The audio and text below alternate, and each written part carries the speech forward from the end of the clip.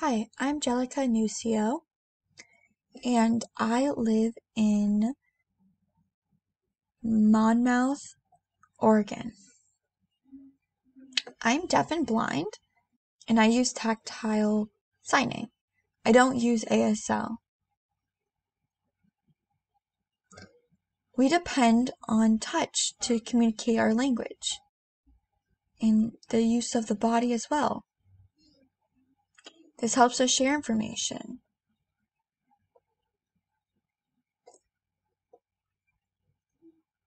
Please share this information with the deaf and blind community using written transcripts so that they can get the full impact of the coronavirus. One positive of the virus is that deaf and blind people know how to live at home. They're used to it.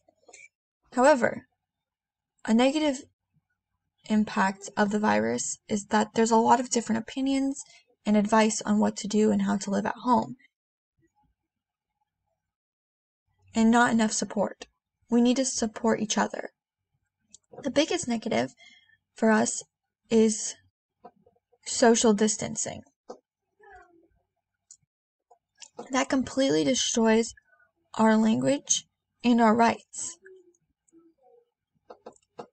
It destroys how we communicate with each other. It affects how we communicate in the outside world greatly. Service providers for us include SPPs, CFs that communicate information with VR and an interpreter, and PTs, PT interpreters in hospitals. However, now there's a barrier with that. So I guess the biggest thing is just don't get sick.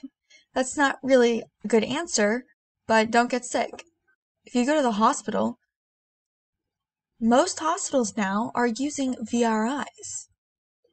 You can't touch or communicate with touch like that. Deaf people need to look at an interpreter, and we need interpreters to be on an equal playing field as doctors and nurses. They need to be the same, and they need to be equal. That's what we support. This doesn't mean that we're going back to the old days and the old ways of doing things.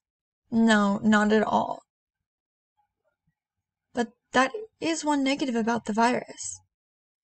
Deaf people need to be aware about how to communicate with the deaf and blind people. Even I, who've been a big supporter and advocate for this, have been affected greatly. Now, even going out to stores, the coronavirus has affected us. The virus has made many stores put up glass barriers, and it's hard for us to touch and to feel to get around. You bump into things, and it's very hard. Another example is the farmer's market. You can't touch the fruits and vegetables, which is okay, but in some areas you can.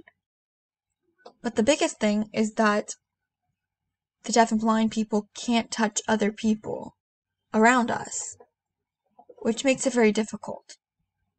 There's a long list of reasons and things to think about on how to support us and how this is affecting us. We can't just give up. No, not at all. It's our responsibility to provide information and support about the virus. We can do this in many ways by using teamwork and family ties and many different groups of people, even myself included. I'm trying to include myself more and use DCC to help communicate information and share this information with you, even though I don't use social media often. So thank you so much for listening.